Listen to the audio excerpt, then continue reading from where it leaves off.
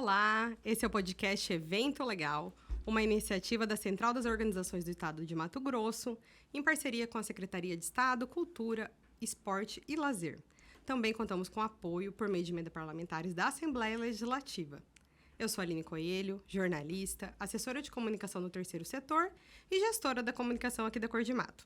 Convido a vocês logo no início para deixar o like e compartilhar com algum amigo para o YouTube entender o valor do nosso conteúdo, furar nossa bolha, chegar cada vez mais longe e levar a voz dos produtores culturais, produtores de eventos e trabalhadores do terceiro setor cada vez mais longe.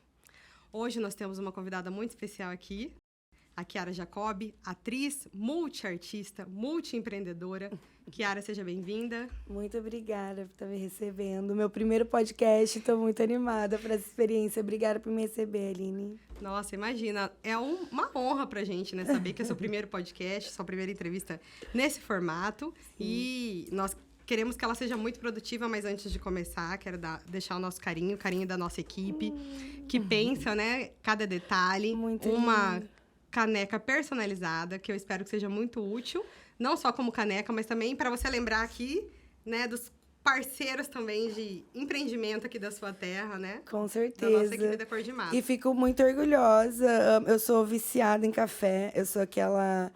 Minha irmã que brinca que eu sou masoquista, porque eu tenho gastrite, mas eu não consigo não tomar meu café 3, 5 vezes por dia. Eu acho que é quase um traço de personalidade, né, dessa geração do café, né? O tal do café é o vício do século, depois do celular, né? Muito lindo, obrigada pelo presente. Linda. Amei, lindo. Marquito, Amei. por favor, olha, vamos evitar o café, porque o nosso bate-papo vai render, então vamos colocar uma aguinha, tá? Bom. Se fosse um outro horário, quem sabe podia ser uma outra bebida, né, gente? Mas agora... Que a gente gosta também. A gente também aproveita, né? Outros prazeres da vida adulta. Mas, nesse momento, vai ser uma água também, para você me acompanhar na aguinha, pra gente poder se hidratar, né? Kiara, você fez recentemente um evento mundial aqui, realmente, assim, que traz orgulho para quem é de Cuiabá, para quem está produzindo, né, a arte, cultura. Mas, para você chegar até lá, teve uma caminhada, né? Não veio de nenhum lugar. E eu queria que você contasse isso pra gente, começasse falando. Quem que é a Kiara? Quem que é a Kiara? É engraçado essa pergunta, porque eu me fiz essa pergunta diversas vezes nas últimas semanas, principalmente estando aqui em Cuiabá de volta, né? Um bom filho a casa torna.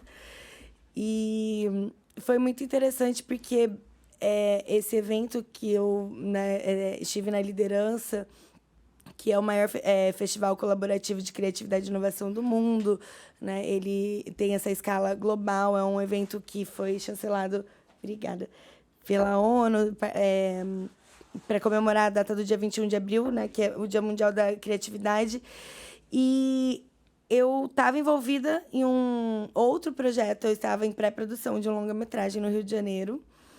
E quando chegou esse convite para mim, eu me demiti, né, acabei saindo do projeto e vim para cá, vim para Cuiabá, me dedicar a isso. E foi um dos maiores desafios que eu já tive na vida.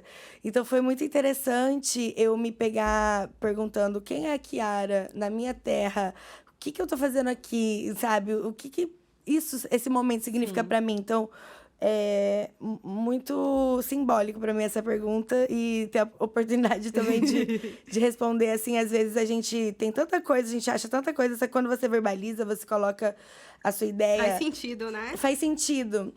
E, bom, Kiara é uma cuiabana de Chapecruz, pé rateado, orgulhosíssima das raízes. Eu tive a oportunidade, o privilégio, a bênção de ser de uma família e ser criada num meio muito artístico, né? Meus 2 avós sempre foram ligados à arte. Um avô era cinéfilo, então ele comprava os filmes. Então, os primeiros filmes que né, que foram mostrados, passados aqui, né, em Cuiabá, meu avô trazia Oh, meu Deus. Esses rolos, Sim, esses rolos, né? Gente, é uma outra então, época que é a gente numa tá outra falando. época. E o meu outro avô também era Como que era o nome radialista. dos seus avós? Só Então, pra gente situar aqui. Oh, meu Deus. Hélio Jacob, né? O pai do meu pai, ele era cinéfilo, ele foi do Tribunal de Contas, conselheiro do Tribunal de Contas, enfim. E tinha muito essa ficção, né, com cinema. E ele. E essa vontade de compartilhar, E essa né? vontade de Que foi o que criou essa compartilhar. história, né, Meu da avô e minha família. avó. Minha avó, Jane, também é cinéfila até hoje, assim. Ela, meu tio, eles têm esse combinado durante a semana, vão em filme e tudo. Então, é muito legal, porque eles sempre tiveram essa tradição, né, dos filmes. E o meu avô, Rabelo Leite, ele foi... E minha avó, Gilda, também, sempre fizeram muito eventos. Meu avô foi radialista, foi filósofo, escreveu a peça Cuiabá dos Meus Amores. Ele era carioca, mas ele era obcecado, assim, com Cuiabá, ele amava, né? Então, ele participou muito da cultura, foi um grande agitador cultural, né? E aí, eu não tive a oportunidade de conhecer nenhum dos dois, mas toda essa herança já permeava a minha família. E meus pais, nem se fala. Minha mãe, né, uma das produtoras Se culturais. justifica de onde vem essa energia dela, né? Se justifica. Ela foi pioneira aqui, né, nos anos 80, mulher, mato-grossense, fazendo todo um movimento aqui no Centro-Oeste que não tinha na época. Então, teve essa oportunidade de fazer um show da Xuxa e disso foi se desenvolvendo e criou a Carolina Promoções. Então, eu nasci nessa família que meu pai, apesar de... né, veio de empreendedorismo desde jovem, depois seguiu direito, trabalhou na política, foi ouvidor do Estado, foi procurador, enfim. E, apesar disso tudo, também sempre muito envolvido nessas questões culturais. E minha mãe também foi madrinha da Parada Gay. Então, assim, eu sempre vivi numa família muito aberta à cultura, muito incentivadora. Desde nova, meus pais sempre incentivaram a gente a viajar, a conhecer museus, a conhecer a história de outros lugares. Então, eu me lembro, assim, com 8 anos de idade, a gente fazia uma viagem pela Europa por 2 meses de carro. Nossa. Meus pais, meus Grande irmãos. oportunidade, Muito, assim, um privilégio, uma bênção mesmo. Realmente. Então, realmente, eu fui muito direcionada para as artes. Não propositalmente, mas porque aquilo fazia sentido para mim, onde eu me sentia mais pertencente, né? Eu quase nasci no palco, no festival de inverno, minha mãe com barrigão. E então, assim, desde o ventre já participando de eventos de cultura, sabe? E tendo essas pessoas muito pioneiras e visionárias como meus guardiões aqui na Terra. Então, assim, realmente para mim é uma bênção ter vivido tudo isso, ter tido a oportunidade de ter esse conhecimento, de ter esse afeto, né, e incentivo da minha família, porque geralmente é muito difícil as famílias apoiarem, né, quando a gente vai para a cultura, para as artes, que é difícil, realmente é muito difícil se viver de cultura e arte no Brasil. A gente passa por diversas dificuldades. Eu acho que a gente teve momentos de grande ascensão das artes, momentos com muitas dificuldades. Acho que agora a gente está num momento de transformação. Uhum. E, enfim, eu fui muito abençoada de ter tido esse afeto. Porque foi muito natural, né? Foi um caminho muito natural, como você falou, pelo seu privilégio. Que a gente fala aqui algumas vezes, né? Quando a gente traz convidados que têm iniciativas sociais na cultura...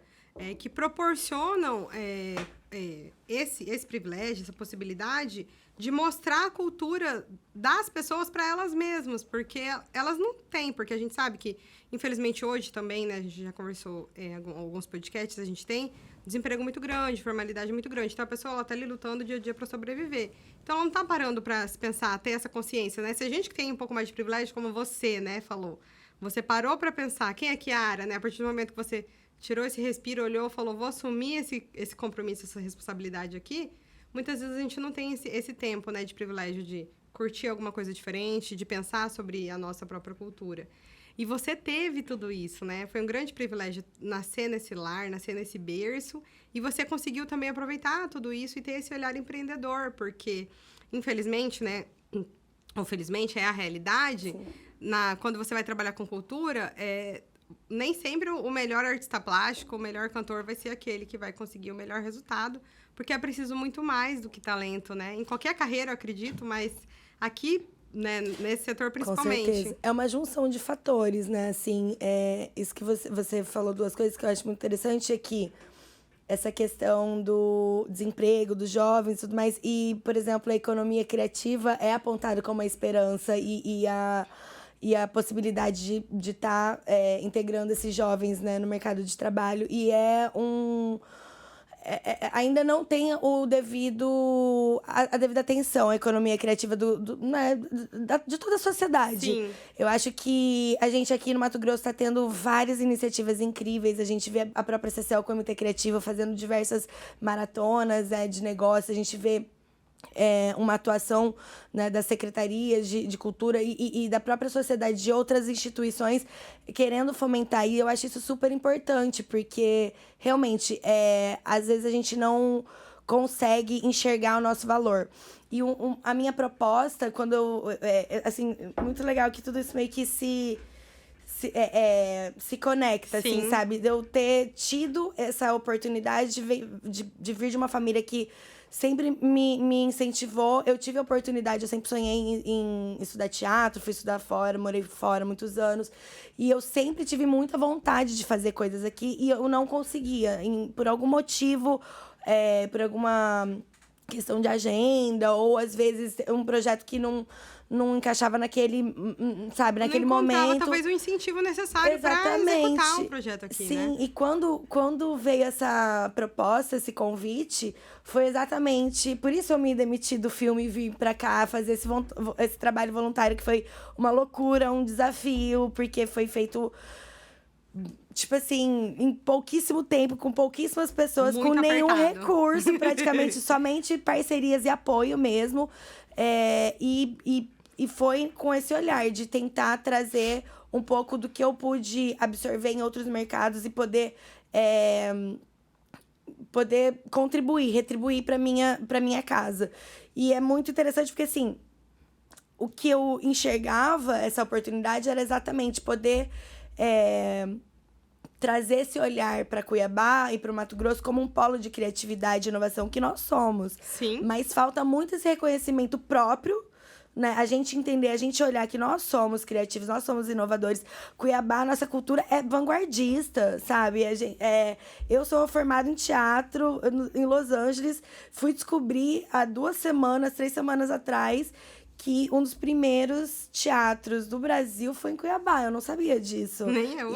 E vou te falar, eu conversei com muitas pessoas do teatro aqui. Tipo, pouquíssimas pessoas sabem disso, sabe? A rádio em Cuiabá começou praticamente na mesma época que o Rio de Janeiro. Então, assim, você já vê que a gente já tinha... Pessoas criando soluções, Isso, já tinha uma inovação desde muito tempo. Manuel de Barros... Ele também, fui descobrir que ele era cuiabano. Não foi aqui que eu descobri que Manuel de Barros era cuiabano. Não foi aqui? Não foi aqui, foi no Rio de Janeiro também que eu descobri que ele era cuiabano. E Manuel de Barros, ele trouxe uma inovação, uma criatividade para a poesia brasileira. Ele era considerado Guimarães Rosa da poesia brasileira. Carlos Drummond de Andrade, ele... como que diz? Ele rejeitou o prêmio, se eu não me engano, de melhor poeta vivo brasileiro em favor de Manuel de Barros.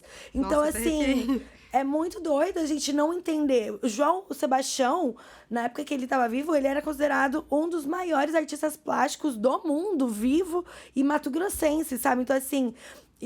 E uma coisa que eu acho engraçada, eu descobri também... Ai, gente, juro, essa semana aqui, que foi, eu falo que foi o maior desafio que eu tive na minha vida, esse último mês, para fazer esse evento, foi também um dos mais gratificantes, porque o tanto que eu aprendi, o tanto que eu consegui trocar com os nossos artistas, os empresários, os líderes, né, autoridades, e eu falei, caramba, tudo isso, todo esse desespero, toda essa gastrite que eu tô, tá valendo a pena, sabe?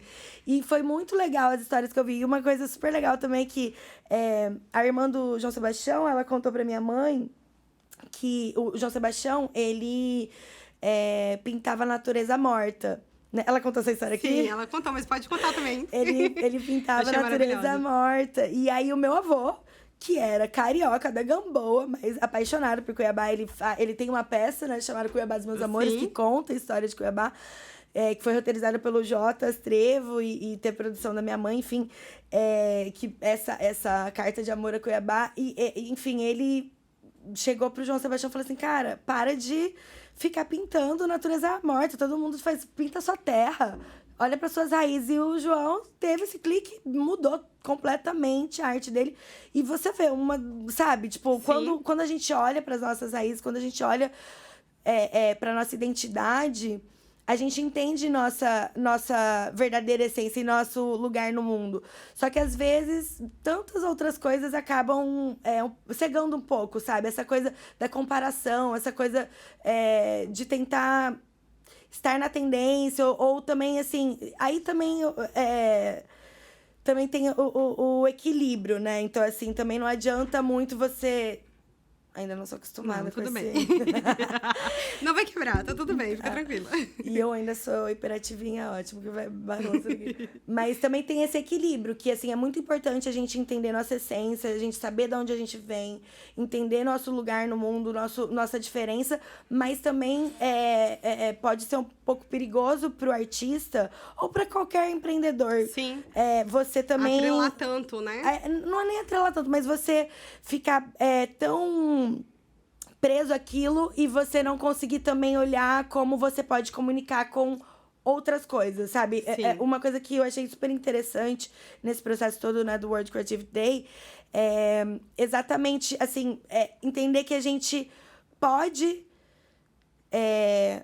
e deve proteger, resgatar a nossa cultura, e a gente deve ter todo cuidado com os nossos costumes, mas a gente não precisa largar das nossas raízes para olhar para o futuro ou para olhar para fora, sabe? Então, eu acho que os conhecimentos, eles se acumulam, né? As coisas se agregam, não precisa tirar esse para pegar aquele. E o legal é isso, inovação é isso, né? Não há nada novo sob o sol.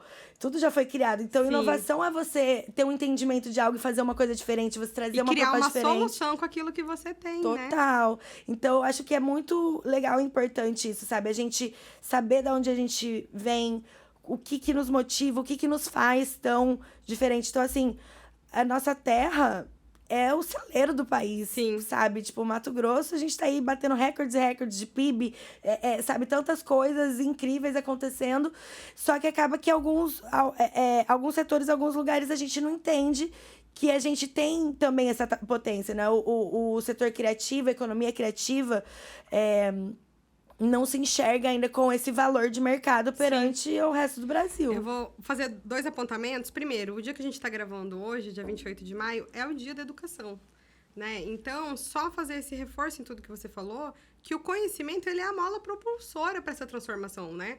Quanto mais conhecimento a gente tiver, quanto mais informação nós tivermos, nós vamos agregar isso para criar essas soluções. E, inclusive, também da nossa própria cultura. Só que, para isso, a gente precisa difundir a cultura. A gente precisa que a nossa cultura chegue ao outro. Perfeito. Porque as pessoas, elas não conhecem a cultura e, muitas vezes, quando conhecem, já como não teve esse acesso antes, que foi o que eu vivi, pelo menos aqui, não morava fora do Brasil ou do estado, eu morava toda a minha vida aqui. Porém, quando eu cheguei na faculdade, tinha esse pensamento muito elitista, de que o que era daqui era feio, ou era brega, era chato, né? Não tinha tinha uma leitura de classificar o que era uma cultura boa para se consumir ou não, né? Pescuma, sim, lambadão, não. Né? Viola de coxo, sim, siriri cururu, não.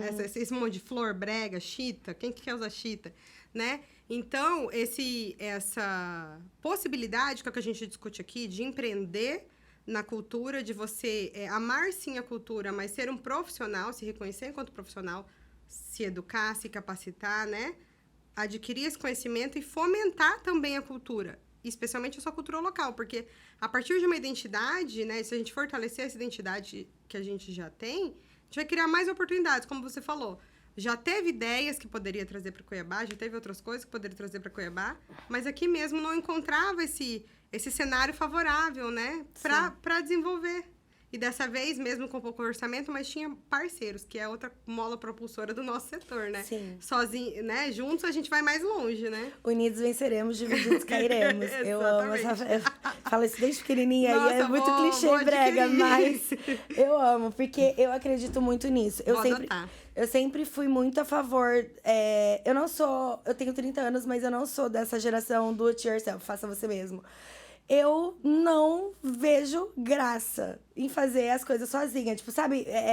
A galera, tipo, faz tudo. Eu faço de tudo um pouco. Você tem. O que a Kiara já faz? Fala um pouquinho aí. Porque Nossa, você falou, que a Kiara já conhecimento em outros mercados. Que mercados são esses, Kiara? Então, cara, eu já fiz de tudo, assim. Eu vou contar, mas só pra eu vou contar todas as coisas, mas só pra eu não perder esse fio. É que, tipo assim. Eu já fiz muita coisa e tem projetos meus que você vai ver os créditos. Eu tô em todos os setores. Falo assim, essa menina errou. Tem algum problema aí, né? Mas eu não sou a pessoa que gosta de fazer tudo sozinha. Eu amo fazer em grupo. Eu me sinto mais segura, eu me sinto mais criativa, eu me sinto mais pertencente. Então, assim, eu sou muito de coletivo. Minha mãe que brinca, fala assim, você tem que viver numa casa coletiva. E eu praticamente vivo coletivamente mesmo, assim, a minha vida inteira. Até porque eu saí de casa muito nova, né? Eu fui embora com 15 anos, fui estudar teatro. Então, assim, eu sempre tive amigos, pessoas junto comigo. Então, assim, eu gosto muito dessa questão de unir forças, de esse conceito de mastermind, sabe? De pensar junto, de olhar... Pensar futuro junto, que pensar futuros é uma frase de um grande amigo meu que até veio, né, veio pro festival, pro World Creativity Day, que é o Marcelo Rocha, ele é da board da ONU, do Pacto Global, ele é uma das vozes do COP, né, brasileiros do COP, assim, é uma pessoa que eu tenho muita admiração, tive o privilégio também, a bênção de conhecer, de ser amiga, e ele foi uma pessoa que transformou muito a minha visão de cultura, de ambientalismo, sustentabilidade, apesar dele ter ido para esse lado ambiental, né?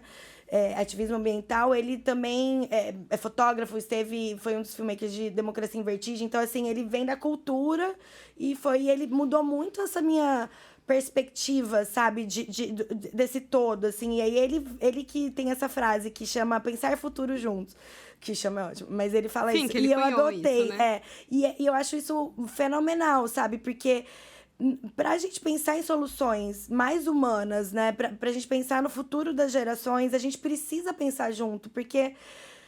Gente, não existe. Não é todo mundo que vai ter a mesma crença religiosa, que vai ter o mesmo time de futebol, que vai querer os mesmos... as mesmas leis ou as mesmas... Sabe? Sim. Não tem. Democracia foi um processo criativo e inovador. Porque... Então, assim... Cara, eu gosto de né? De verde, você gosta de amarelo. Não existe isso. Sabe? Infelizmente, então... a gente vive um cenário que é contrário ao diálogo, né? E a gente tá reconstruindo isso. Por quê? Quando a gente olha para o Brasil, né? Vou trazer pra gente, né? As suas referências são internationals, mas eu vou trazer aqui pra gente. Não, vamos trazer pra cá. Vamos trazer pra cá. Vamos colocar na nossa casa. Infelizmente, a gente não tem esse cenário. E a gente vive um cenário, quando você fala de vamos construir o futuro juntos, né? De pessoas entendendo que era necessário ter uma equidade, ok? Mas não se incluindo nela. Simplesmente falar, eu não tenho representatividade pra falar sobre isso. Tá, mas você tem representatividade pra ouvir o outro, pra quem tem... Né? Quem pode falar sobre isso? Lugar de fala, não tem lugar de fala. É isso. Mas se você não tem lugar de fala, significa que você vai ficar quieto. Você tem lugar de escuta, né? Tem lugar Exatamente, de escuta. você tem lugar de escuta, você tem lugar de... Você tem espaço para esse diálogo e para movimentar essa realidade. Total. Né? Isso é muito interessante, porque... Voltando, eu brinco que eu sou embaixadora Marcelo Rocha e Raquel Daniel, que são duas pessoas que realmente, né, mudaram muito minha perspectiva, né? A Raquel, ela também é embaixadora da Juventude da ONU da Agenda 2030 e ela também é do Instituto Condzilla, né, gerente de marketing. Então, eles foram pessoas que eu conheci, assim, muito na vida, né, trabalhando, mas existe uma amizade antes da gente começar a trabalhar, fazer projetos juntos. E foi muito interessante, porque, como eu disse no início, eu venho de uma família muito aberta, muito cultural. E, assim, Sabe, eu tive várias experiências, experiências de diversidade, sabe? Tipo, eu tenho um tio adotivo que é preto retinto e eu tenho um irmão adotivo que é indígena.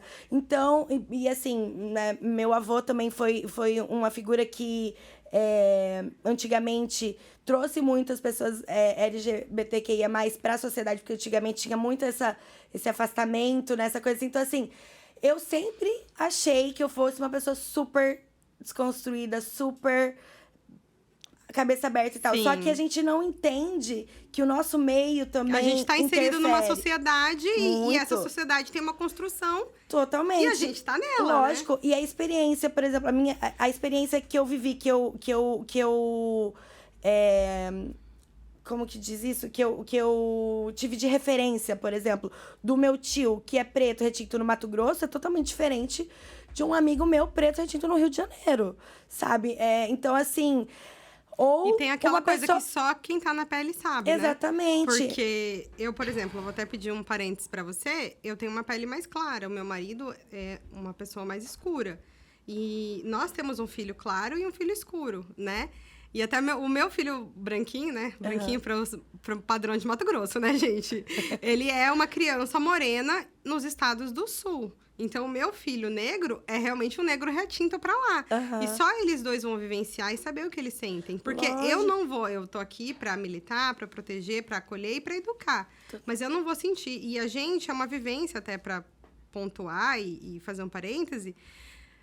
que eu me sentia muito respeitadora da diversidade e do sentimento do outro. Só que eu não estava na pele dele para saber. E só quando eu vivenciei, infelizmente, em outros espaços que não Mato Grosso, que até por essa mistura muito grande Sim, que a gente tem aqui... é muito miscigenado. A gente e a gente não sente isso, talvez, no dia a dia. Sim. Só por quê? Mas porque a gente não tá na pele também, entendeu? Total. A gente inclui, a gente tem um pensamento, uma educação, eu também tive uma educação muito inclusiva, e de vivenciar também outras realidades. A minha mãe e meus pais sempre tentavam nos inserir em outras realidades que não eram as nossas. Sim, isso é muito importante. Sim, então a gente procurava...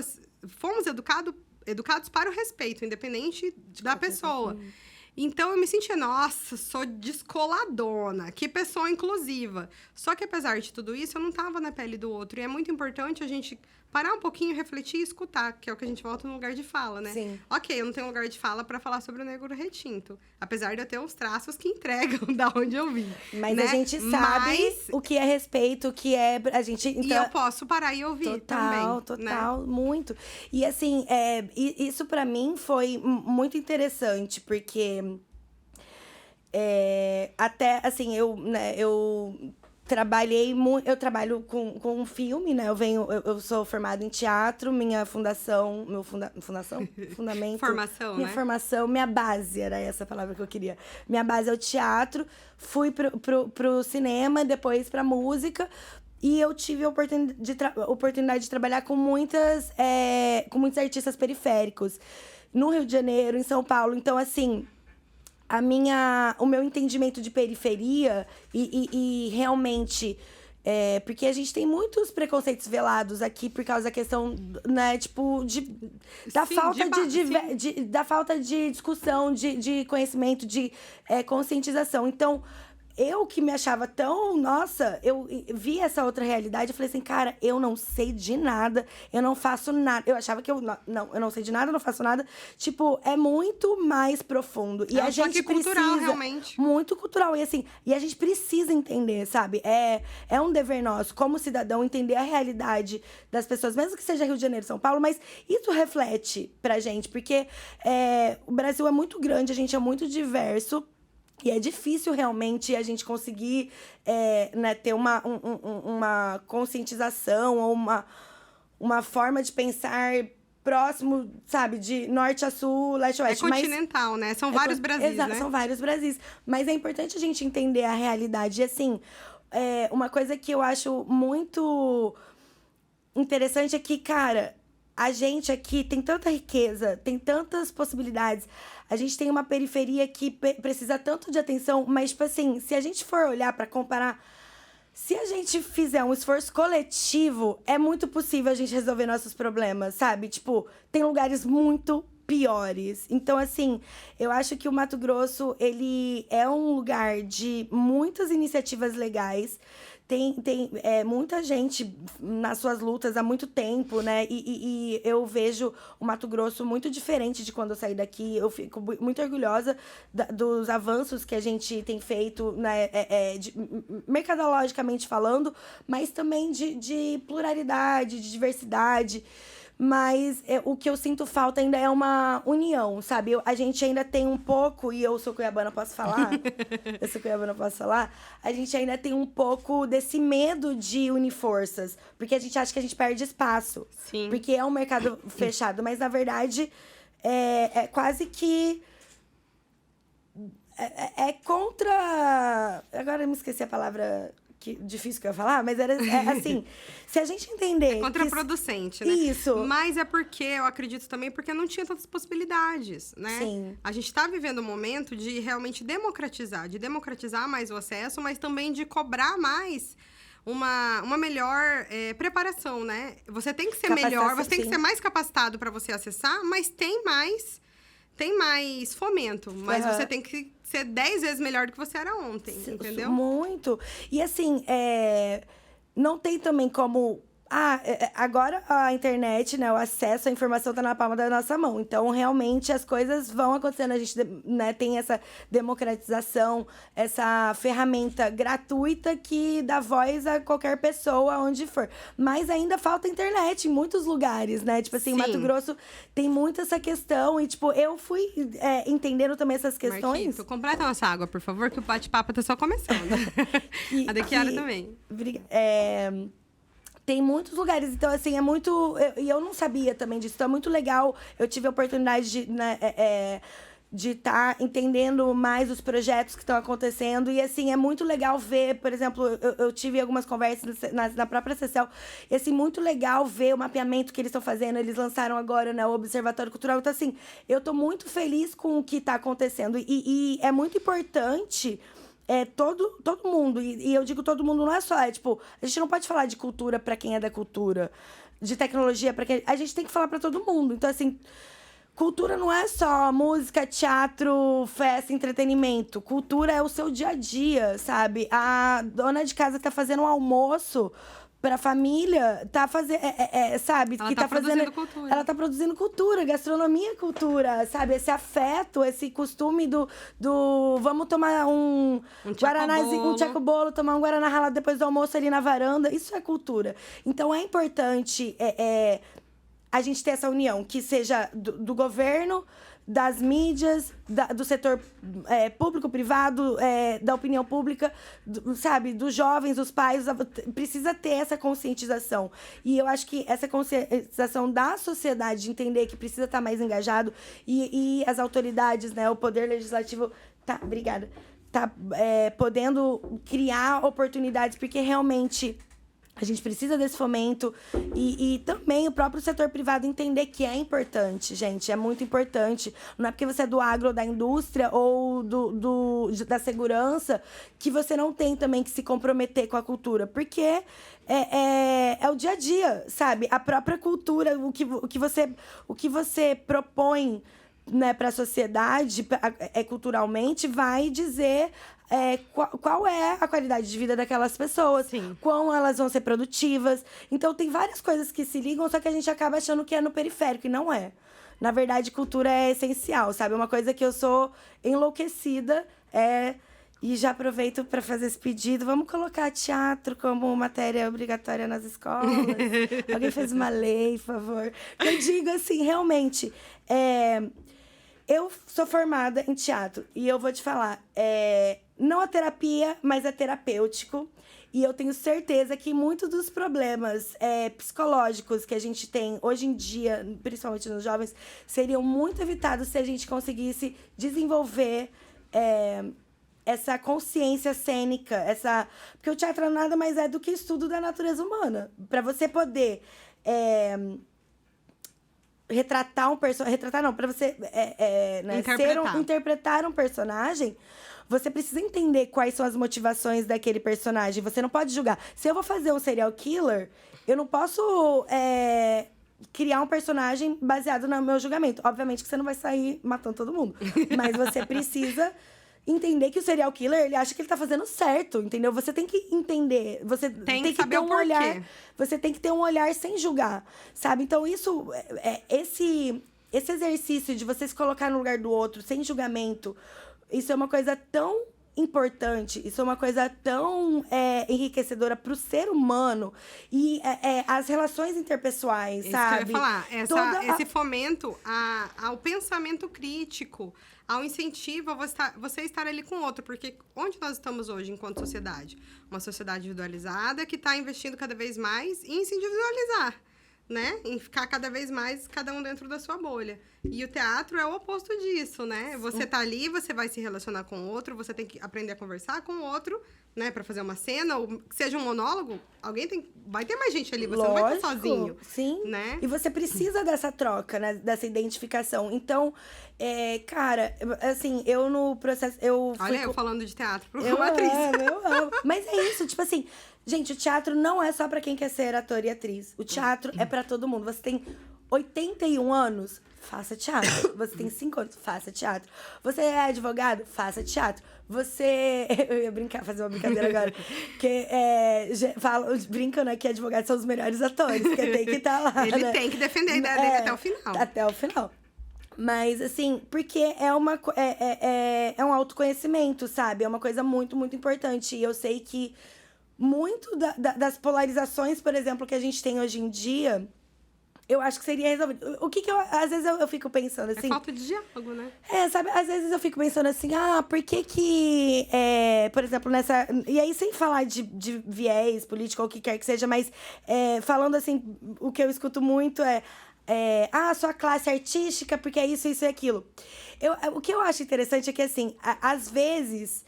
as pessoas não entendem que os artistas, eles são mais sensíveis. Então, por quê? Porque eles têm que se despir das suas crenças, dos seus viés, sabe? E pra poder entender. Então, isso faz com que você tenha mais empatia.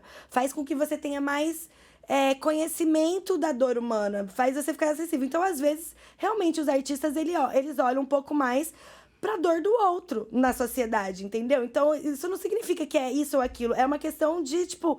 ser mais humano mesmo. Ser mais humano, ser mais coletivo, entendeu? E, tipo assim, independente de qualquer coisa, sabe? Porque porque daí isso daí acaba virando... isso e aquilo. E no final das contas, assim, gente, independente... Tem coisas que são... eu acredito, né? Na minha opinião, eu acredito. Tem coisas que são opinião, tem coisas que são crenças e escolhas. Tem outras coisas que não interessa o que você pensa, o que você acha. Tipo, é humano, livre-arbítrio. É uma realidade material. E respeito. É isso, tipo assim, você pode escolher o que você... Qual é a sua cor, qual é o seu time, qual é a sua religião, qual sua visão política, Você pode escolher tudo. Agora, tudo que diz respeito à existência do outro, não interessa o que você acha. Você pode... Não interessa, entendeu? É respeitar. Existe uma coisa chamada livre-arbítrio, sabe? Se a pessoa tá ali beijando...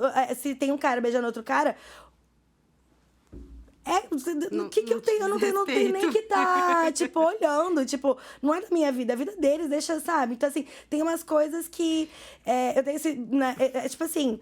Cara, desde que não atrapalhe, prejudique, ofenda ninguém... E aí, essa questão também vai muito... né? A ofensa é muito subjetiva, né? É subjetiva. É a mesma coisa da questão do racismo. Porque a gente tem uma questão muito delicada também do colorismo, né? No Brasil, que é uma coisa que é muito complexa. Então, assim,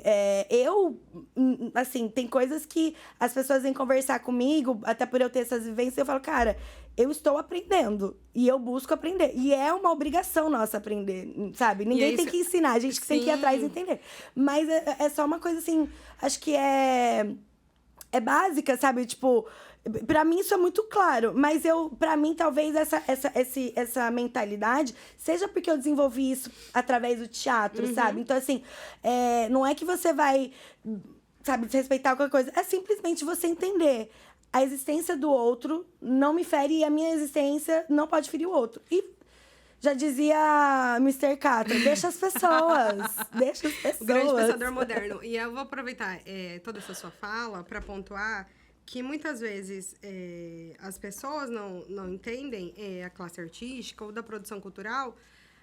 Duas coisas. Primeiro, nós, enquanto produtores desse setor, né, do terceiro setor, se a gente não está sendo inclusivo, se a gente não está sendo socialmente, ambientalmente consciente, a gente não está fazendo o trabalho direito. Sim. Alguma coisa está errada, né? O discurso, a prática, ela tem que reproduzir o discurso. Se você é um trabalhador do terceiro setor e você não está olhando para a sociedade como um todo, respeitando todas as pessoas, né?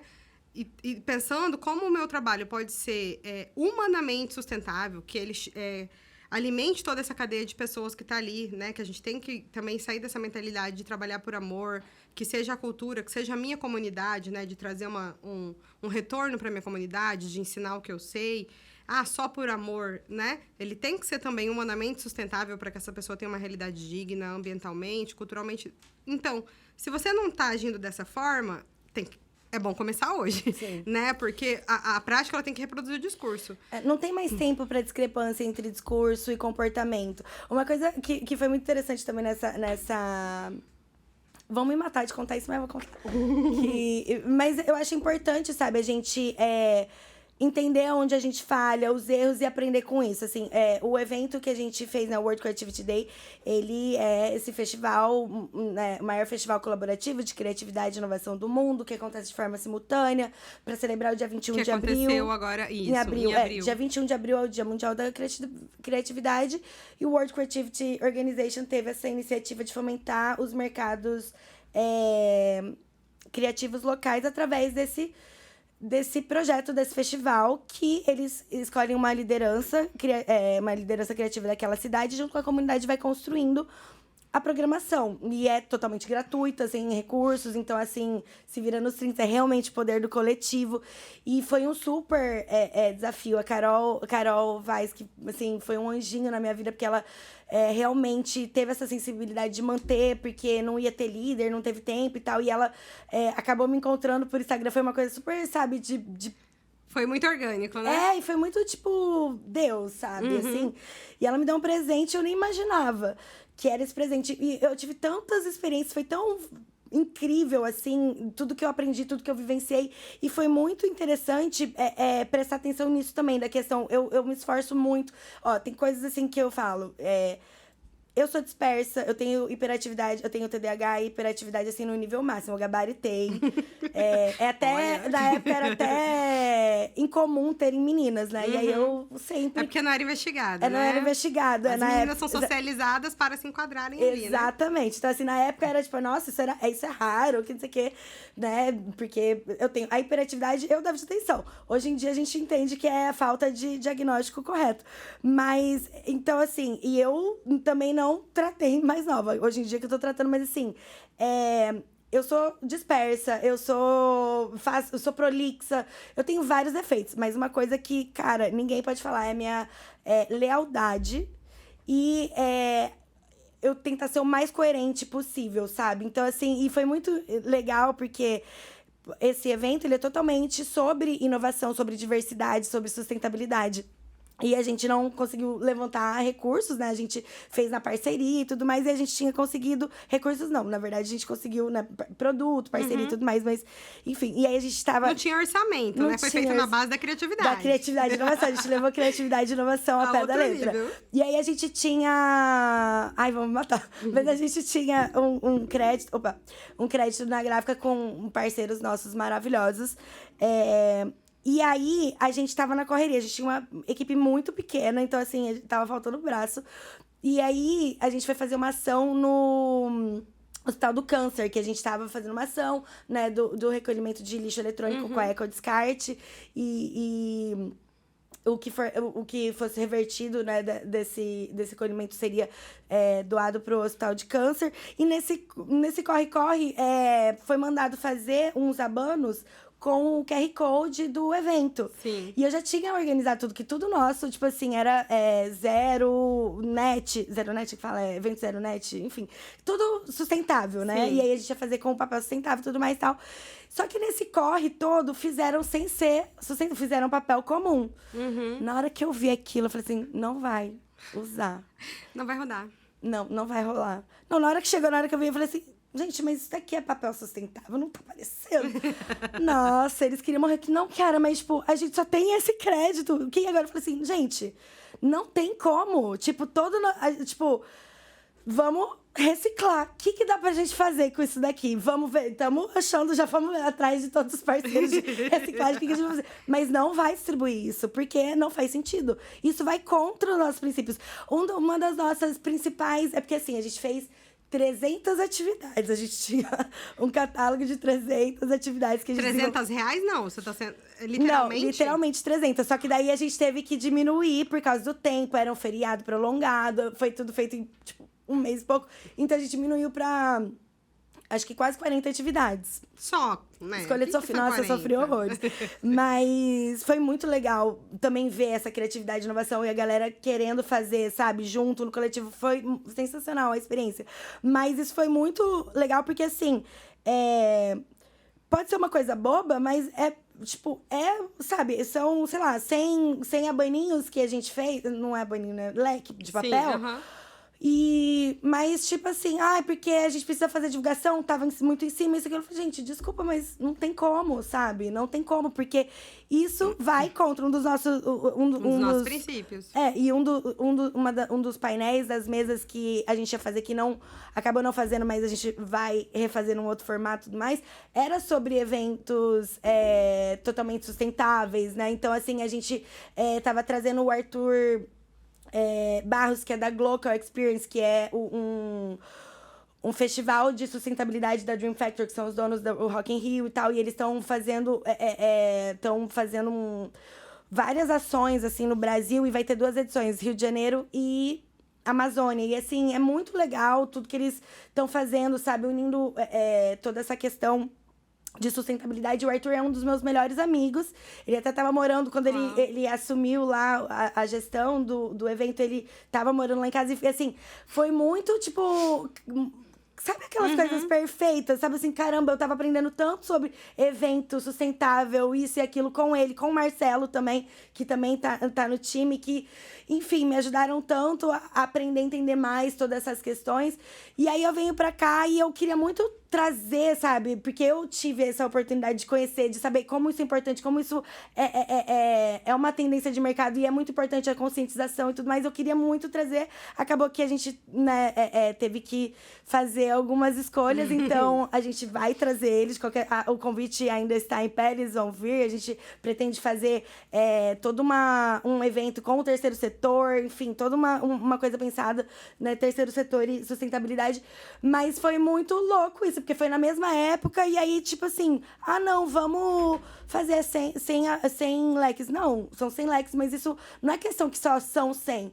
Isso fere o princípio, entendeu? Não tem mais tempo de fazer greenwash. Você não pode falar que você esperar datas comemorativas e sabe, não tem mais tempo pra isso. Não existe mais tempo. E a gente precisa entender. É desconfortável, gente, fazer o correto. Porque As mudanças, elas causam incômodos, né? Sim, exatamente. É desconfortável fazer o correto porque nós somos acostumados que isso daqui não importa. Passa, né? Então, tipo, aí eu vou ter que mudar meu comportamento, e aí acaba que você acha aquilo desconfortável. Mas é só no começo. Depois, você fica tão orgulhoso, caramba. Meu pai que falava, malandro mesmo é aquele que anda na linha, sabe? Tipo, a gente tem muito essa cultura do jeitinho brasileiro, que a gente sempre foi muito orgulhoso. E é legal, assim, você se sentir, poxa, sou esperto, isso, aquilo, mas no final, vale a pena? Entendeu? Porque a gente é muito imediatista. Às vezes você se deu bem aqui, mas, cara, aquilo, se não for pra você, vai ser pro seu filho que vai dar ruim. Nossa. Porque é real. Aquilo que vai e volta. Então, assim, às vezes tem muitas coisas assim que são clichês, né? Enfim, mas os clichês são clichês porque é real. Então, assim... porque aconteceram e porque... Exatamente. Né? Voltam a acontecer. E tipo assim, gente, ninguém é santo, todo mundo erra, sabe? A gente vive um momento muito delicado na nossa existência, né? Com essa coisa da pulverização da internet e aí toda essa cultura de cancelamento, isso, aquilo, assim. Eu acho que é muito importante a gente entender que somos seres humanos, somos falhos e tá tudo bem errar, tá tudo bem. Só que a gente precisa estar sempre se questionando e rever nossos E se erros. conscientizar, né? Cara, errei, viajei. Desculpa, vou ser melhor. Estamos aqui para evoluir. E faz o melhor, entendeu? Não precisa ficar escondendo as coisas ou tipo, ai, porque sempre foi assim. Ótimo, foi sempre assim, agora você tá vendo que não pode mais ser. Então, Não seja vai você o funcionar criativo e inovador e mude o que está na sua mão.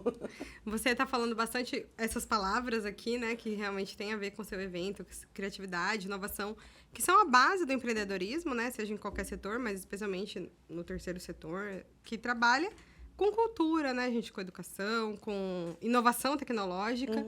E eu gostaria que você falasse assim na prática, se você tivesse algum exemplo, né, que você pudesse trazer para a nossa realidade, o que é economia criativa, né? O que representa a inovação na prática, né, para quem está assistindo a gente? Então, economia criativa, quando a gente olha primariamente, a gente já liga tudo o que é relacionado a artes. Então, música, TV, teatro, arquitetura, literatura. Esses são os né, economia e o mercado criativo. Mas ele se estende a toda a cadeia. Porque, por exemplo, para a gente estar aqui, a gente precisa dessas câmeras. Essas câmeras, elas precisam de lente, elas precisam de borracha, elas precisam de pedestal, sabe? Precisam de todos esses materiais. Então, a fábrica, né, apesar de, tipo, tudo bem, câmera é uma coisa, mas assim, tudo isso, essas pecinhas, esse ferro, A caneca. a caneca, tudo isso é material que a gente precisa para poder ter no mercado, né, ter na economia criativa. Então, assim, a economia criativa, na verdade, ela se expande por todos os mercados. Então, o próprio agro, as indústrias, isso tudo, sabe?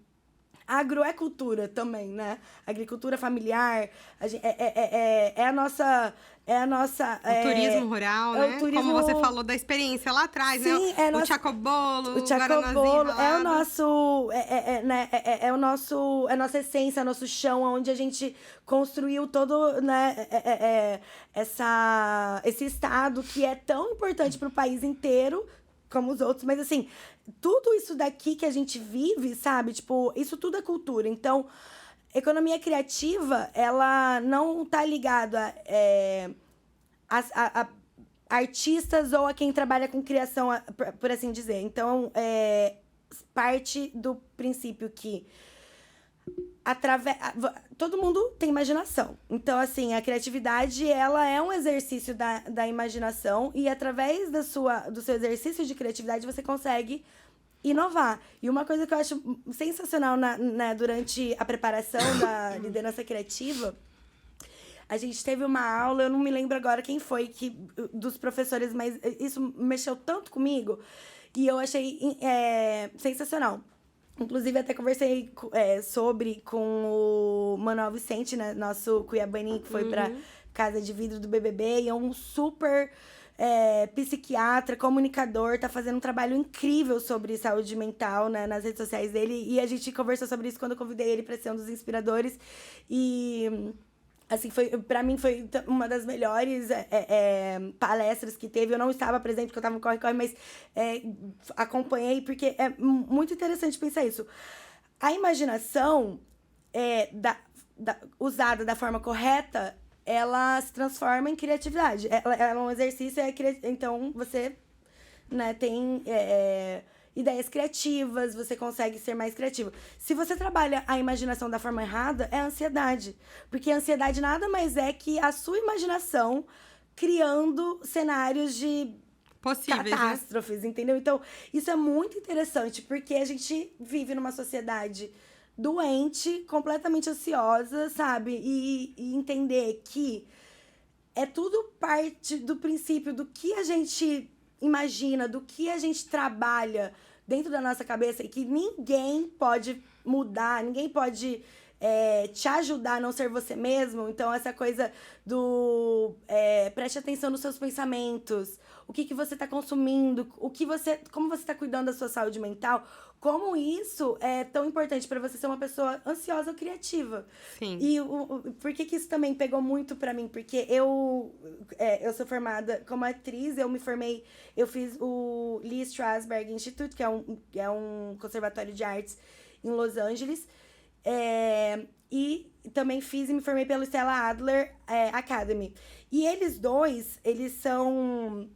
Só para contextualizar assim, eles dois participaram de um grupo que chama Group Theater, que é uma referência nas artes, né, nas artes cênicas, como pioneiros, não pioneiros, mas grandes propulsores de uma metodologia que chama o método de atuação, que foi desenvolvida por Stanislavski, que é um russo que foi quem mudou toda a forma de atuar. Antigamente, a gente tinha muito a metodologia de atuar muito shakespeariana, muito dramática, né? Comédia... agora eu esqueci todos os nomes do meu ofício aqui. Cadê meu vocabulário? Então, comédia, enfim, grega, romana, toda essa coisa boa do teatro. Então era visto como essa forma mais dramática, mais shakespeariana, e se tinha muito essa ideia de que o ator ele nascia com um dom e baixava ali a inspiração, ele ia atuar. Stanislavski, na faculdade, entendeu que, na verdade, o ator ele precisava de treino, ele precisava de formação e capacitação. Ele entendia... Como todo profissional, Como né? todo profissional. E é até um pouco mais difícil, porque qual é o seu instrumento de... Qual é o seu instrumento de trabalho? É seu corpo. Então, ele começou a desenvolver uma metodologia que até o fim da vida dele, ele foi desenvolvendo, não é uma coisa em pedra, né? Foi feito através de muitos estudos. E aí, um pupilo dele foi para Nova York, um dos professores, né? Dele foi para Nova York, deu um workshop para esse grupo de atores, que estava o Strasberg e a Stella Adler. E hoje em dia, assim, o Group Theater, ele é uma coisa assim, tipo... Você tem que ser muito foda pra estar lá. Tipo assim, eu acho que tem 1 ou 2 brasileiros que fazem parte. Acho que são 1000 membros. E você fez parte? Eu não, meu sonho. Ai, um dia. Mas, assim, o diretor é, tipo, Al Pacino, sabe? É tipo, uma associação de atores. E é, tipo, vitalício. E tem vários cursos. Enfim, assim, muito incrível o trabalho que eles fazem. Mas o que... Né, na conexão... Eu sou prolixa, mas eu consigo voltar sempre pro meu raciocínio. E... Foi muito interessante porque ele, né, esse pupilo do Stanislavski deu esse workshop e esse Group Theater, eles foram disseminando a ideia do método. E a Stella e o Strasberg começaram a tretar, a brigar, porque a Stella achava que o Strasberg estava interpretando errado. Por quê?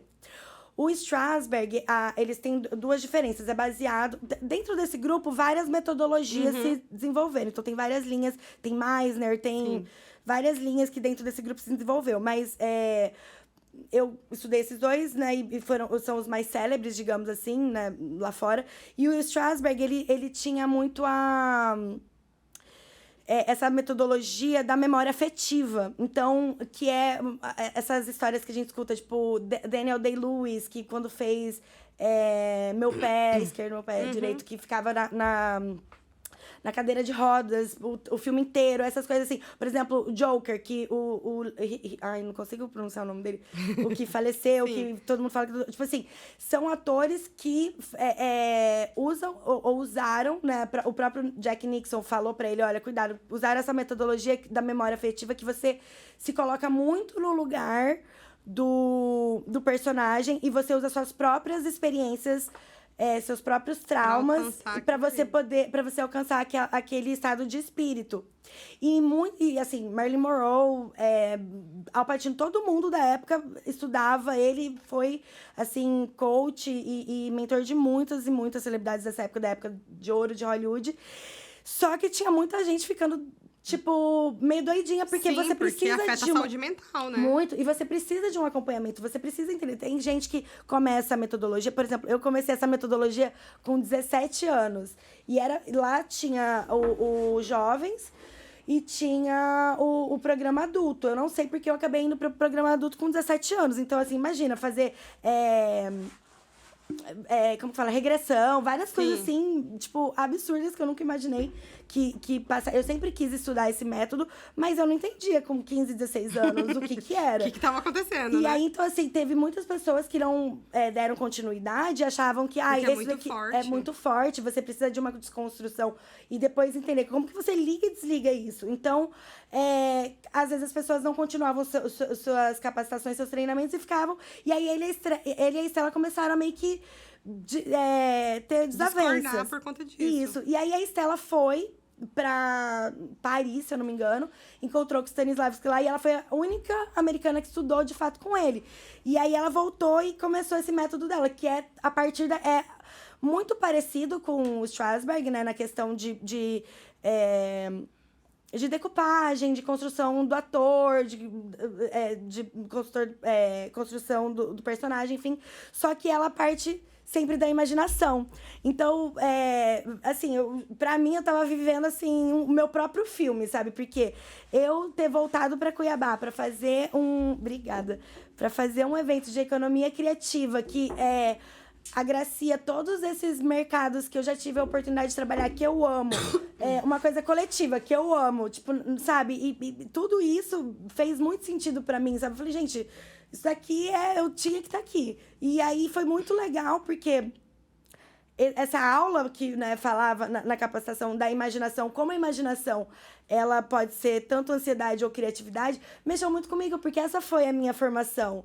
E aí eu falei, caramba, eu tenho muito, além disso tudo que eu tô fazendo, eu tenho muito mais pra contribuir, eu tenho bagagem, sabe? né? O que eu fiz até agora vai fazer cada vez mais sentido. Super. Então, assim, foi muito legal toda essa experiência. Eu organizei muitos pensamentos e como também eu posso trabalhar essas bagagens, esses conhecimentos e tá contribuindo para poder compartilhar um pouco do meu conhecimento, fazer coisas, sabe, projetos que eu acredite, que eu me orgulhe. Porque, assim, a minha pira é realização. Eu sou louca com Empretec. Não sei se você conhece Empretec. Gente, eu não sei por que tantas pessoas... Nem sei se pode falar, mas Empretec é um curso... Pode falar. Então, Sebrae, olha... Empretec é um curso que foi desenvolvido pela ONU, se eu não me engano, que o Sebrae ministra no Brasil. E é um curso de empreendedorismo, né, de liderança. E os meus irmãos fizeram quando eu era bem novinha. E eu fiquei obcecada com aquilo. E eu sempre quis fazer, só que, assim, tem toda uma preparação. Você é entrevistado, você pode... tem uma aulinha que você vai pra conhecer, pra entender, você é entrevistado, pra ver se você tá preparado, porque você só pode fazer uma vez na vida. E, olha, quando eu finalmente consegui vim pra Cuiabá, consegui fazer... Chegando, eu comecei a sentir sintomas de Covid. Voltei pra minha casa arrasada e realmente estava com Covid. Mas eu senti esquisito. Eu falei assim, cara, não é possível que isso tá acontecendo comigo. Saí já pra fazer teste, fiquei lá isolada, tristíssima, 10 dias isolada. E foi muito louco, porque eu ia fazer o Empretec. E aí, logo depois, eu ia viajar pro Festival de Cannes, que eu fui em 2021 pro Festival de Cannes com um filme meu, né? Que eu produzi um curta-metragem. E aí, foi muito doido, porque eu falei assim, gente, meu Deus, por que você tá fazendo isso? Eu não vou conseguir nem fazer o Empretec e nem conseguir ir pro Festival de Cannes, pelo amor de Deus. E Deus foi tão bom comigo que no dia, eu tinha que dar a negativa no 10º dia, exatamente, pra poder pegar o voo. Gente, eu dei negativa exatamente. Isso, no dia do voo? No dia do voo. Aí eu tive que esperar mais um dia, né? Porque tinha toda essa questão de testagem aqui, testagem lá. A gente também ficou isolado na Croácia por 2 semanas. Então, eu me atrasei um dia. Mas, assim, foi muito doido, porque, enfim... Eu queria muito fazer. Aí, voltando agora a minha linha de raciocínio. Então, o Empretec, essa capacitação...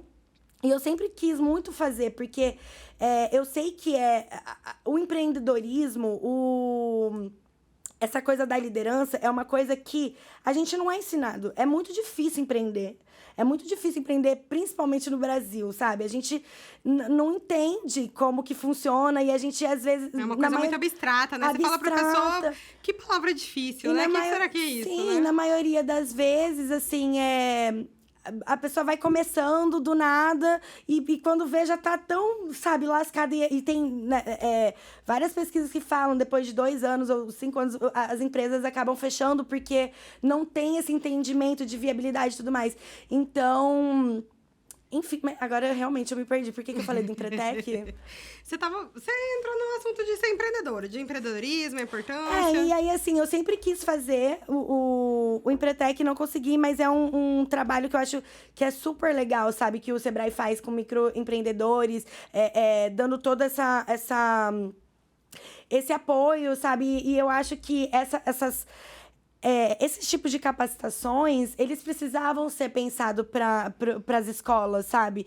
E, assim, quando eu entendi tudo isso que estava acontecendo... Eu nunca tinha feito evento capacitativo, sabe? Eu venho do teatro, eu venho do cinema, da música, entretenimento. Cultura e entretenimento, né? Sempre andam junto e é engraçado, porque muitas vezes as pessoas... Quando eu estava trabalhando, eu cheguei a empresariar alguns artistas no ano passado...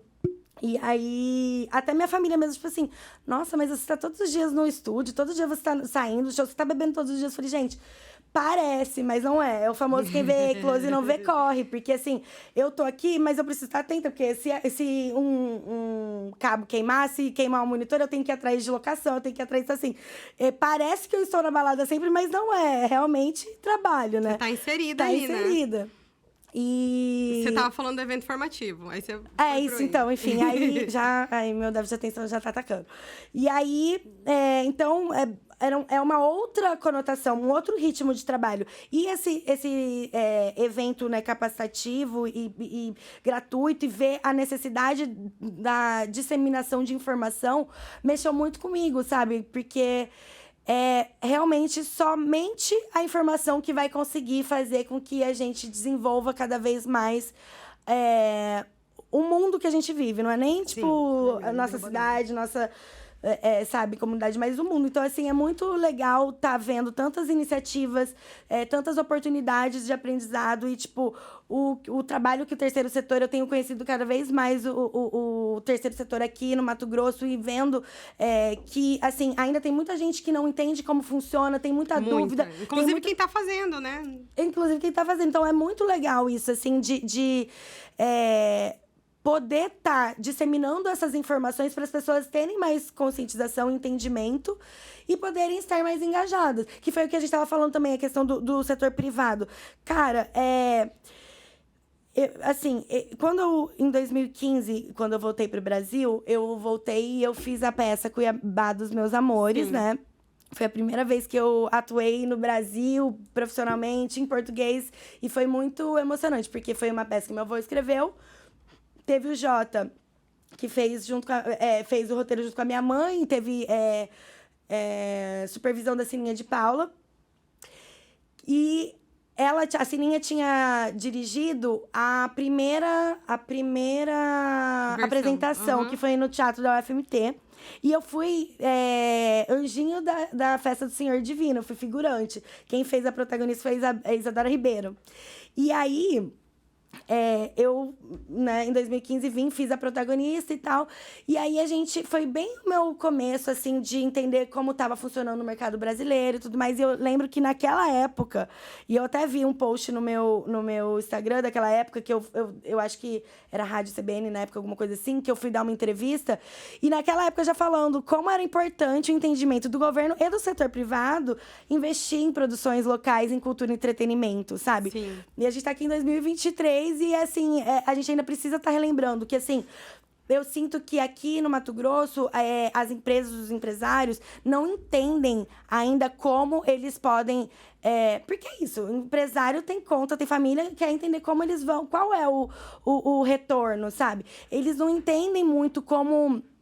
ter esse retorno a partir do marketing cultural, ou de influência, ou social, sabe? Ou, sabe? Então, você tem diversas coisas, diversos benefícios, né? Isenção fiscal, etc e tal. Mas saber trabalhar isso na sua marca é muito mais valoroso, entende? E eu acho que falta muito essa conscientização. Mas se a gente conseguisse, e esse foi sempre a minha narrativa em todas as reuniões que eu fui, e os coletivos, né?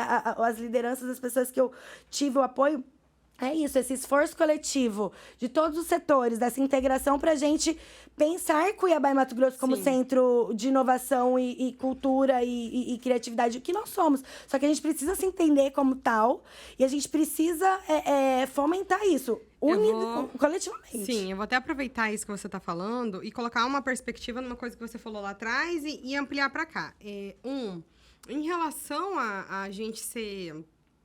a nós nos enxergarmos enquanto profissionais, enquanto empreendedores e buscarmos a qualificação, é muito importante, sim, que a gente faça isso individualmente, porque só nós podemos fazer por nós, mas é importante também que a gente entenda o papel da sociedade na realidade que a gente vive, né? Porque uma coisa que a gente já falou também, né? Que é uma coisa relacionada a privilégios. Você só vai conseguir parar, estudar, buscar conhecimento se você tiver comida na mesa, se você tiver energia, se você tiver internet... né? Senão, como acessar, né? Total. E isso a gente tá vendo, tá acontecendo agora, como você falou que você viu, né? Quando você voltou pro Brasil, viu nos últimos anos, e realmente tá cada vez mais forte essa democratização ao acesso de recursos públicos, né? Para a cultura. Então, tá acontecendo um movimento social de democratizar, de pulverizar esse orçamento, e agora cabe a cada um também buscar e também se enxergar. E até eu vou trazer uma experiência pessoal, que eu sou voluntária há quase 10 anos, numa entidade voltada para mulheres e crianças em situação de vulnerabilidade. E o meu trabalho lá, conhecendo que eu estou há 1 ano aqui na Cor de Mato, e também fazendo assessoria há quase 2 anos do terceiro setor, mas daquele jeito, né? Tipo, sem entender muito que era terceiro setor. E nesse último ano, estudando, indo atrás, o meu trabalho agora é com elas, fazê-las se enxergarem enquanto produtoras de cultura, enquanto pessoas que realizam uma economia criativa, porque elas produzem, elas não só no dia a dia, na vivência, mas elas realmente produzem produtos de cultura, elas costuram, elas bordam, elas fazem outras coisas que são produtos culturais. E o trabalho agora é esse, de mudança de uma mentalidade e de uma cultura pessoal, né? De não se enxergar naquele lugar. E a gente tem que pensar que uma mudança de cultura, uma mudança social, ela leva tempo, né? Sim. Então, a gente tem essa vivência agora de uma mudança, digamos assim, de um posicionamento político, né? Que a gente está vivendo nesse momento de investir mais na cultura e no terceiro setor. E a gente vai estar colhendo os frutos daqui 5, daqui 10 anos, daqui 20 anos. E isso é muito positivo, mas cabe a quem está agora vivenciando esse momento explorar isso para realmente fomentar. Kiara, nós estamos indo para o encaminhamento final da nossa conversa. Já tem mais de 1 hora de conversa aí. E eu ainda não consegui ouvir toda a potencialidade da Kiara, infelizmente. Mas eu queria abrir esse espaço para você falar alguma coisa que você ainda quer completar nesse pensamento que a gente teve aqui. E também, se você quiser mandar algum agradecimento em relação ao evento que você realizou, ou falar um pouquinho do que vem por aí, tá aberto o espaço. Obrigada. Muito obrigada por me receber. Eu amei esse papo e eu fico muito feliz de estar vendo iniciativas como essa, de espaços para a gente conversar, debater, pensar futuros, entender quais são os gaps. Eu acho que essa conversa saudável, sabe? Eu acho que o meu beijo da Xuxa daquela. Eu acho que, assim, o que eu gostaria de falar, e que é uma questão, assim... é delicado falar, mas eu acho, assim... a gente precisa pensar mais em como conversar e se entender do que tentar se defender. Então, assim, a gente ainda vive momentos de polarização que me deixa muito triste, sabe? Tipo, a situação como o país e o mundo tá, no sentido de, tipo, cara, existem muitas coisas graves acontecendo no mundo, mas se a gente não tentar falar a mesma língua, a gente só vai, sabe? Você falou uma coisa muito interessante, desculpa voltar nisso, mas você falou uma coisa que eu sempre falo, que é a questão da furar a bolha. Você usou esse termo algumas vezes. E eu falo muito isso, que depois que você fura a bolha, a vida muda. E pra mim, o que é esse furar a bolha? É o despertar de consciência. Pra mim, o meu despertar de consciência é entender que é isso, a gente respeitar o que a gente precisa respeitar das crenças, opinião, das vontades, das escolhas dos outros. Respeitar a existência de cada um. Existe uma coisa chamada livre-arbítrio. Mas a gente precisa também entender o respeito. E a gente precisa ouvir mais. Então, assim, essa questão do furar a bolha é muito interessante. Eu não sei se você já assistiu O Dilema das Redes, que diz muito sobre como, principalmente nesse momento que a gente tem muita acessibilidade, né, à informação e a gente tem a oportunidade de ouvir tantas vozes, mas mesmo assim, até isso é regulado. Então, assim, se vocês não assistiram, assistam. O Dilema das Redes, está na Netflix. Ele fala muito como os algoritmos nos fazem ver tudo que a gente já consome. Então, é muito difícil você ver conteúdo de coisas que você não acredita, que você não gosta. Então, isso traz uma dificuldade muito grande de você entender o pensamento do outro, porque você está sendo sempre alimentado com mais crenças coisas suas. Que você já acredita. E a gente fica bitolado. E o mundo, a gente é mundo, a gente conseguiu chegar até aqui desse jeito, lá dos... como que chama?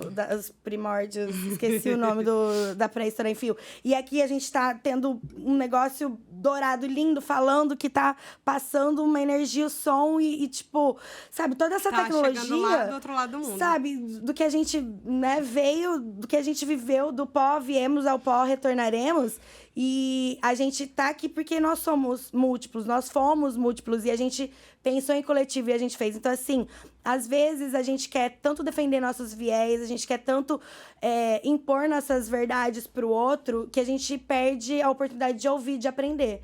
E não custa nada a gente ouvir, sabe? A gente tá num momento que todo mundo quer falar, quer ser escutado.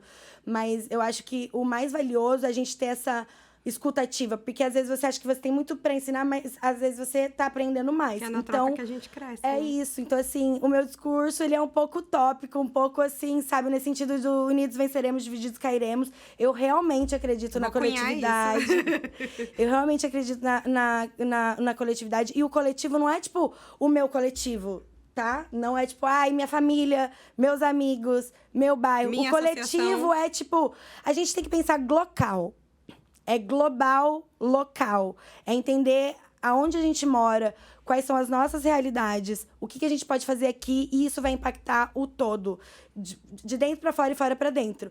E eu queria muito agradecer você, todo o pessoal da Cor de Mato por me receber. Queria muito agradecer a Cecel, o MT Criativo, por terem me dado apoio também, né? Assim, Assembleia Legislativa, também Secretaria de Cultura Municipal, que foram o Fiente, Senai, nossa, tiveram, assim, São Benedito, o próprio SPEI, tiveram vários louvadas, assim, a lista é longa, então peço desculpa se eu não citei, mas, assim... Todos os posts que a gente fez questão, porque realmente foram as instituições e os empresários que acreditaram e nos deram toda a possibilidade de poder realizar isso. O pessoal que veio de fora, os inspiradores que vieram de fora, são pessoas de grande valor que vieram fazer esse intercâmbio. Então, a gente teve pessoas, né, nossos representantes regionais também, profissionais da economia criativa. A gente teve também a participação tanto do secretário Jefferson, quanto do secretário adjunto Jean, da superintendente do MT Criativo Keiko, nos painéis, quanto também todo o apoio. O secretário adjunto de esporte, Davi, assim, a gente conseguiu fazer uma feira de criatividade e inovação na Arena Pantanal. E foi muito simbólico, porque a finalização do nosso festival foi depois do jogo do Cuiabá. Então, foi muito legal, porque a gente iniciou na UFMT, né? A abertura, que é um lugar, né, de transformador, um lugar né, de educação. E aí, a gente finalizou ali na Arena Pantanal, depois do jogo do Cuiabá, que foi um encontro de comunidade, cultura, esporte, lazer, e um evento totalmente gratuito. E a gente fez a Batalha da Mandioca, a gente fez a audição cultural, a gente tinha pessoas lá, assim, do mercado nível nacional, assim, internacional, né? Do Instituto Condzilla, da Gestão Hyde, a Babi Digital Favelas, então a gente pôde trazer um pouco da cultura cuiabana, eles vivenciaram muitas coisas, a gente também pôde proporcionar oportunidades incríveis para esses artistas, né, da cultura urbana. Então, assim, foi muito, muito legal ver tanto sabe, governo, o setor privado, a comunidade, a mídia, todo mundo, tipo assim, acreditando nisso, mesmo que em pouco tempo de divulgação e nesse corre-corre, como todo mundo entendeu. E entendendo a importância de acontecer. E assim, foi muito difícil, porque a gente tinha uma equipe muito pequena, teve várias falhas, erramos super, assim, né, querendo mas os aprender. Superam, né? Superam, e assim, foi muito legal ter o feedback e entender que o ano que vem a gente vai fazer muito melhor. E estão todos convidados para o ano que vem, dias 20, 21 e 22 de abril de 2024. World Creativity Day aqui em Cuiabá, mas a intenção é que esse ano a gente também não disperse essa comunidade que a gente conseguiu trazer, então tem muitas coisas legais que a gente está preparando, de capacitação, de cultura, evento. Estamos sempre querendo ouvir a comunidade, a sociedade, as pessoas, tanto sempre precisando de pessoas para trabalhar, quanto a gente brinca do Conselho Criativo. Nosso Conselho Criativo ele é muito coletivo. Então, assim, se tem ideias, o que tem para fazer em Cuiabá, o que deveria ser feito, pensar formas de viabilizar, sabe? Cultura, entretenimento, e capacitação, sabe? Então, Sim. Eu acho isso super importante. E a gente vai anunciar várias coisas legais também no meu Instagram, que é Kiara Jacob, @KiaraJacob. Legal. E no da Jaguatirica, que é a minha produtora, que é Jaguatiricas, só as consoantes. Complicado, mas é isso. E espero vir aqui mais vezes pra gente continuar. A gente fazer uma parte 2. 2, 3. Eu acredito que com toda essa energia, né, essa criatividade, a gente vai ter muita coisa ainda sua pra comunicar aqui. E desse grupo criativo que você traz com você, como você falou, né? Na parceria, no relacionamento, que o nosso trabalho, ele se multiplica. Muito obrigada mais uma vez por estar aqui. Em nome de toda a equipe da Cor de Mato, do Johnny Everson, do Dr. Joey também.